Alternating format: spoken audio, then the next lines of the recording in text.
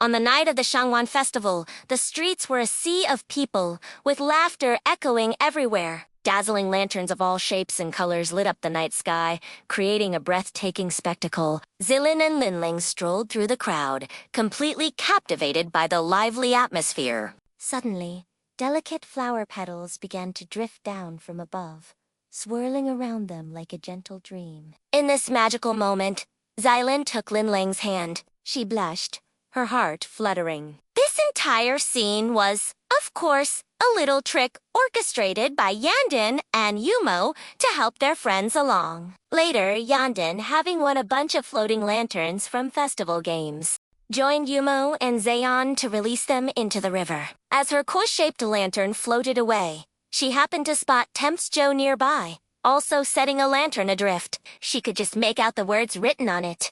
Peace across the four seas. Spring brings smiles. Deep dimples. Gentle brows. Yandan remembered that even as the great Emperor Yingyuan, he had wished for peace in all the realms. Now, as a mortal, his heart still carried the weight of the world's sorrows. Seeing his lonely figure by the river, a mix of sweetness and sorrow filled her heart. But this quiet moment was shattered. The sect leader of Lingxiao Sect appeared, forcefully seizing Tang Zhou and dragging him back to the sect. The leader was furious, demanding that Tang Zhou sever all his romantic feelings. He promised forgiveness if Tang Zhou complied quickly. But Tang Zhou chose love over a life without it, refusing to admit any wrongdoing. Humiliated, the sect leader ordered him tied to the discipline pillar. Qin Qi pleaded for mercy, but the leader wouldn't listen. He commanded every disciple to question Tang Zhou, one by one. If he still refused to repent after a question, that disciple had to whip him.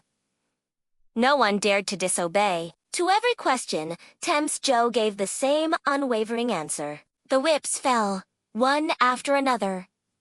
81 lashes in total, bloodied but unbroken, he stood firm in his resolve. For his defiance, he was thrown into the desolate reflection chamber. That night, Yandan tossed and turned, unable to sleep. She kept thinking about the two wishes on Tang Zhou's lantern. Suddenly, it clicked. The first wish was for the world, but the second, the deep dimples and gentle brows, that wish was for her. It was a wish for her to smile. The realization hit her with a wave of emotion. Meanwhile, Danshu accidentally cut his hand while practicing his swordsmanship. Yandan rushed to help, but he pulled out a new medicine that healed the wound instantly, leaving no scar. This gave Yandan an idea. Maybe this medicine could remove the old scar on Yumo's wrist. Danshu led her to the pharmacy where he bought it. The shopkeeper, a lively old man, claimed to be a He Shuwu spirit who came down from the mountains to heal humans. Yandan,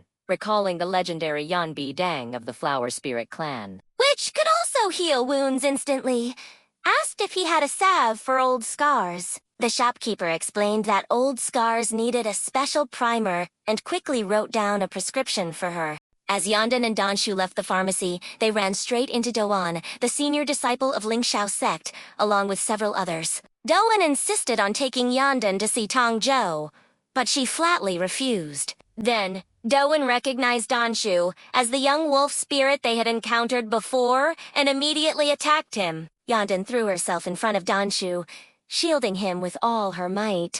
The moment Doan realized she was also a demon, he ordered his men to capture her. She tried to escape with Danshu, but Doan slapped a demon-binding talisman on him, freezing him in place. With Danshu as a hostage, Yandan had no choice but to surrender.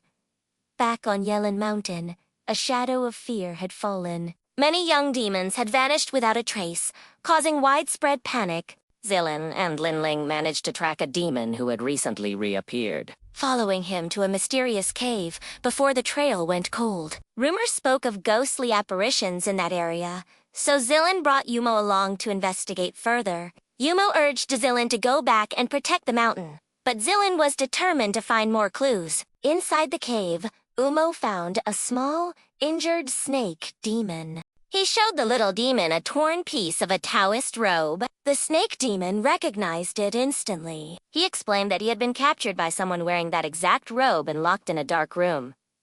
He overheard the whispers of other captured demons. Their captors were from the Lingxiao Sect. They were tortured daily, and he only escaped by starving himself for a month, waiting for the perfect moment. He even witnessed the sect leader himself throw a young demon into a roaring pill furnace. The horrifying truth enraged. The so-called righteous Lingxiao Sect was secretly killing demons to forge pills. Zilin wanted to storm their stronghold immediately. But Yumo, ever the pragmatist, warned him that their first priority must be to protect the remaining. When Yumo returns, he immediately notices that Yandan and Danshu are missing.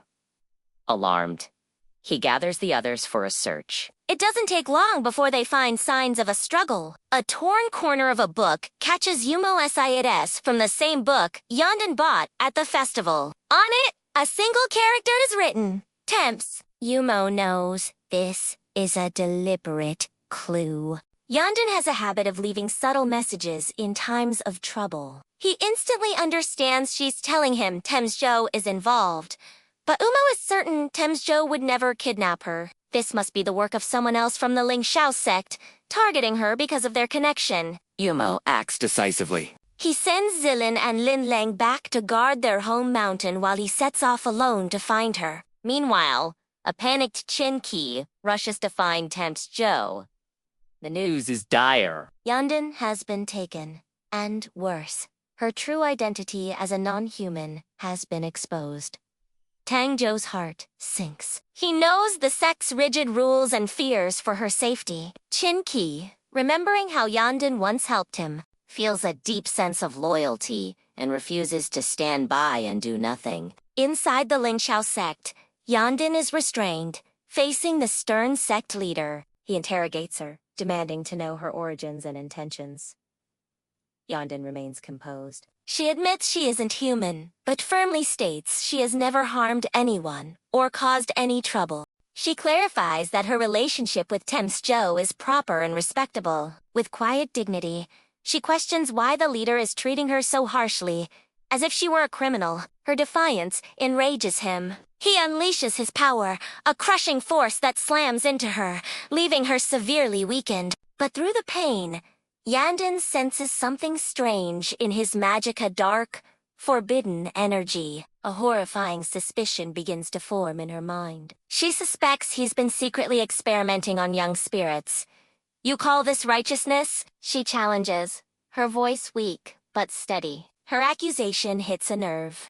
The furious sect leader orders his disciples to activate the demon execution mirror, a powerful artifact that could destroy her. Just as the mirror begins to glow, Tang Zhou bursts into the hall, positioning himself directly in front of Yandan, shielding her with his own body. The sect leader turns his fury on Tang Zhou. He accuses him of recklessly bringing an unknown entity into their sacred sect, reminding him of the tragedy that befell his own master long ago. Tang Zhou staunchly defends Yandan, insisting she is innocent.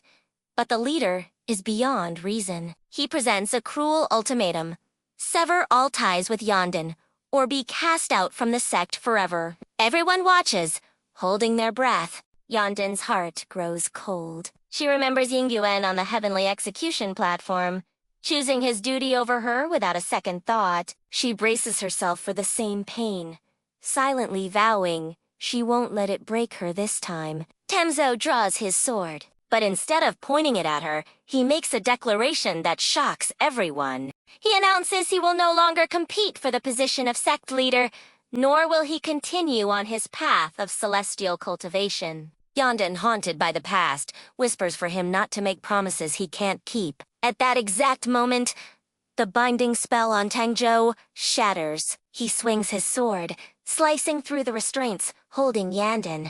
The law ring, meant to control him, had failed at this critical juncture. With a look of finality, Tang Zhou voluntarily releases his cultivation, his power draining away. He steps down, asking for only one thing in return: Yandan's freedom. The sect leader agrees to let him leave.